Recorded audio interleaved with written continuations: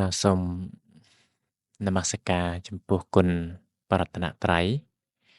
ទាំងបីដោយសេចក្តីគោរពនិងដោយសេចក្តីជ្រះថ្លាដល់ក្រៃលែងសូមនមស្ការចំពោះព្រះថេរានុត្រៈគ្រប់ព្រះអង្គសូមចម្រើនពរដល់ញាតិញោមជាពុទ្ធបរិស័ទបងប្អូនប្រុសស្រីគ្រប់រូបទាំងអស់ដែលកំពុងតែតាមដានស្ដាប់នៅក្នុងវេលាគ្រាឱកាសនេះញាតិញោមជាពុទ្ធបរិស័ទនៅក្នុងពេលនេះខ្ញុំគណៈអាត្មាភាពនឹងលើកយកនៅធម៌ដែលគប្បីពិចារណារឿយៗនៅក្នុងភាសាធម៌លោកហៅថាអភិនហបច្ចវេកណៈ5យ៉ាងណាគឺនិយាយរួមទៅសម្រាប់ពុទ្ធបរិស័ទសម្រាប់បងប្អូនយើងទាំងអស់អ្នករស់នៅត្រូវការពិចារណាបងត្រូវការពិចារណារឿយៗនៅក្នុងជីវិតប្រចាំថ្ងៃរបស់យើងហ្នឹងព្រោះថាបុគ្គលដែលបានពិចារណានៅធម៌នឹងដែលប្រព្រឹត្តទៅនៅក្នុងជីវិតប្រចាំថ្ងៃហ្នឹងគឺវាត្រូវតែមាននៅសេចក្តីសង្វេគដើម្បីការរឹងមាំនៃជីវិតនឹងមាន5យ៉ាងទី1ចរិយាធម្មោមហិចរាងអនតីតោហ្នឹងហើយគឺលោកឲ្យយើងពិចារណាថាអាត្មាអញមានចរិយាជាធម្មតាមិនកន្លងចរិយាទៅបានឡើយយើងទាំងអស់គ្នាអ្នកស្ដាប់ហ្នឹងបានដឹងទេបើអំពីជីវិតដែលរស់នៅបើយើងមិនបានពិចារណាអត់ដឹងទេតាមពិតយើងកំពុងតែមានចរិយាជាធម្មតាមិនមានបុគ្គលណាមួយអាចគេចផុតអំពីចរិយាធម៌ទៅបានទេហើយចរិយាហ្នឹងវាចរិយាប្រកបហើយមួយមិនប្រកបហើយចរិយាប្រកបតើយើងឃើញភាពហៅថាស្បែកជ្រាវជ្រួញអឺសក់ស្កូវអីចឹងទៅប៉ុន្តែដល់អាមិនប្រកបក្មេងហ្នឹងក៏វាទៅចរិយាដែរណាបងតែយើងមើលទៅវាមិនឃើញតែកំពុងតែចរិយាអញ្ចឹងអាត្មាអញមិនអាចកន្លងចរិយាទៅបានឡើយណាចរិយាធម្មោមហិចរੰអនតីតោអាត្មាអញមានចរិយាជាធម្មតាគ្រប់សត្វគ្រប់រូបប៉ាទាំងអស់សុទ្ធតែមានចរិយាឃើញទេញាតិញោមពុទ្ធបរិស័ទស្ដាប់ធម៌អញ្ចឹងទៅមានអ្នកដែលគាត់ជាប់ជំពាក់នៅរូបគាត់គិតថាខ្លួនគាត់នឹងដាក់ឡេដាក់ scrap ឯណាទៅអាត្មាអត់ចេះទេរឿងតែងខ្លួនតាក់តែងអីហ្នឹងគាត់ថាក្មេងជាងវ័យអាហ្នឹងដោយសារតែមិនបានដឹងសភាពនៃធម៌ហ្នឹងទេដោយសារយើងអត់បានពិចារណាណាហ្នឹងហើយអញ្ចឹងធម៌នេះមានគ្រប់គ្នាណាលោកព្រះអង្គទ្រង់ឲ្យយើងពិចារណាចរិយាធម្មោមហិចរណតីតោហ្នឹងគឺជាចំណុចទី1ថាអាត្មាអញមានចរិយាជាធម្មតាណាមិនកន្លងបានទៅទេមិនអាចគេចផុតទេអំពីចរិយាហ្នឹងណាហ្នឹងអញ្ចឹងទៅយើងអត់ស្វឹងទេណាអត់ស្វឹងក្នុងវ័យទេណាញាតិញោមណាតែបើយើងអត់បានពិចារណាយើងស្វឹងបងនៅក្នុងវ័យរបស់ខ្លួនវ័យក្មេងវ័យអីចឹងទៅណាប៉ុន្តែដល់ពេលពុទ្ធបរិស័ទយើងបានដឹងអំពីសភាពនេះដែលលោកលើកមកអាត្មាអញមានចរិយាជាធម្មតាឃើញទេណាអាហ្នឹងជាចំណុចទី1ហើយចំណុចទី2ព្យាធិធម្មោមហិព្យាថឹងអនត្តេតោអាត្មាអញមានព្យាធិជាធម្មតាមិនកន្លងព្យាធិទៅបានឡើយណាញាតិញោមពុទ្ធបរិស័ទបងប្អូនប្រុសស្រីគ្រប់រូបទាំងអស់អ្នកណាដែលថាមិនឈឺណោះហ្នឹងហើយអ្នកខ្លះ ដូរពោះវៀនអ្នកខ្លះអឺកាត់ថ្លើមកាត់ប្រមាត់ដូរទឹកខ្ទីក្នុងគ្រឿងក្នុងដោយសារតែជាធិដោយសារតែជំងឺតម្កាត់ហ្នឹងឯងឃើញទេមានការឈឺគ្រប់គ្នាទាំងក្មេងទាំងចាស់អ្នកខ្លះទៅក៏ឈឺដៃអ្នកខ្លះក៏ឈឺជើងអ្នកខ្លះក៏អឺ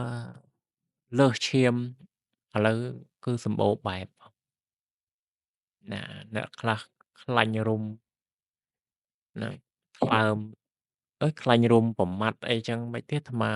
ឮតែរោគអីច្រើនហ្នឹងគឺមានច្រើនចឹងគឺសភាពឈឺនោះគឺថាវាមានច្រើនណាអាតែយើងអត់បានពិចារណាពេលដែលយើងឈឺយើងអត់ដឹងថាហ្នឹងអាត្មាអញមិនកន្លងផុតទៅបានទេហ្នឹងណាឈឺហើយបងធ្វើម៉េចព្រោះមនុស្សសត្វទាំងអស់មិនអាចគេចផុតអំពីជំងឺតម្កាត់ហ្នឹងទៅបានទេពេលដែលយើងបានពិចារណាចឹងទៅយើងក៏វាមិនស្វឹងថាអាត្មាអញអត់ឈឺណាអាត្មាអញមិនមានរោគអត់ទេលើនោះយើងមិនស្វឹងនៅក្នុងវ័យអីចឹងទៅព្រោះមនុស្សវាមានចរិយាអញ្ចឹងយើងស្វឹងមិនហើយដល់ទី2នេះយើងអាចពិចារណាទៅយើងមិនស្វឹងថាអាត្មាអញមិនមានរោគអត់ទេតែញាតិញោមខ្លះអាចស្វឹងដែរណានៅពេលដែលគាត់មានកម្លាំងគាត់មានអាយុមានបញ្ញាស្មារតីអីដូចថាវាអាចនេះបានចឹងទៅថែរក្សាសុខភាពរៀងក្រន់ទៅគិតថាគាត់អត់ឈឺទេប៉ុន្តែថ្ងៃមួយគឺនឹងមកដល់ឃើញទេចឹងมันអាចកន្លងมันអាចគេចផុតអំពីព្យាធិទៅបានទេគេថាឈឺគឺឈឺហើយมันអាចកន្លងទៅបានឡើយនឹងដែលយើងត្រូវការពិចារណាប៉ុណ្ណាចំណុចទី3លើកមកថាមរណធម្មោមហិមរណង្អនត្តេតោអាត្មាអញមានមរណៈជាធម្មតាមិនកន្លងមរណៈទៅបានឡើយឃើញទេសំដៅទៅលើសេចក្តីស្លាប់របស់សត្វលោកញាតិញោមពុទ្ធបរិស័ទបងប្អូនប្រុសស្រី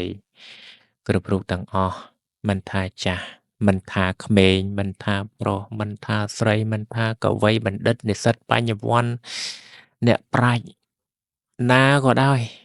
សូម្បីតែព្រះរាជាឬក៏ព្រះពុទ្ធអគ្គសាវកពុទ្ធបុគ្គលអស្ចារ្យនៅក្នុងលោកក៏មិនអាចកន្លងបង់នៅមរណៈគឺសេចក្តីស្លាប់នេះបានឡើយឃើញទេហ្នឹងហើយរឿងដែលយើងត្រូវពិចារណាណាបងណាបុគ្គលអស្ចារ្យប៉ុណ្ណាក៏ដោយក្នុងលោកនេះមិនអាចកន្លងផុត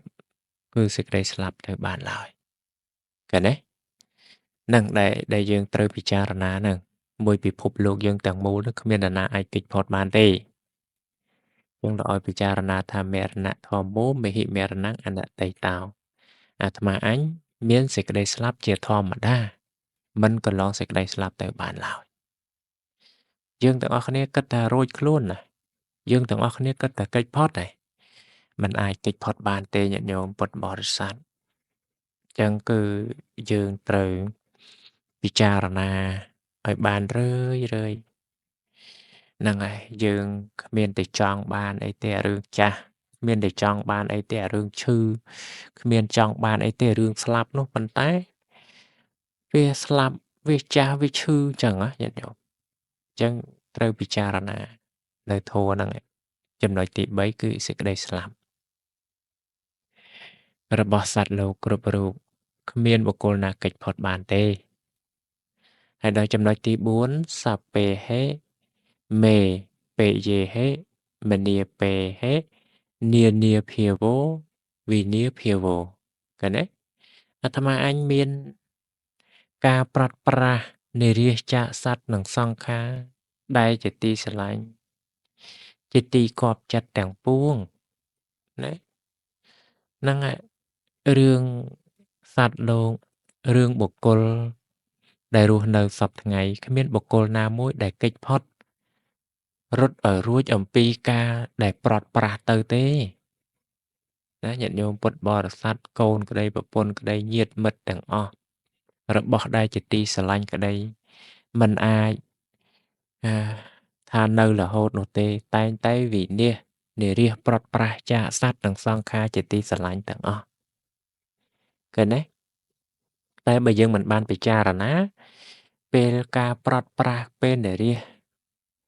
ទៅក៏កើតទុក្ខប៉ុន្តែលោកឲ្យយើងពិចារណាអញ្ចឹងសัพเพហិមេពេយេហេមនីពេហេនានាភាវោវិនាភាវោអាត្មាអញមានការប្រត់ប្រាស់និរិះចាកសត្វនិងសង្ខារដែលជាទីស្រឡាញ់ជាទីគាប់ចិត្តទាំងពួងឃើញទេ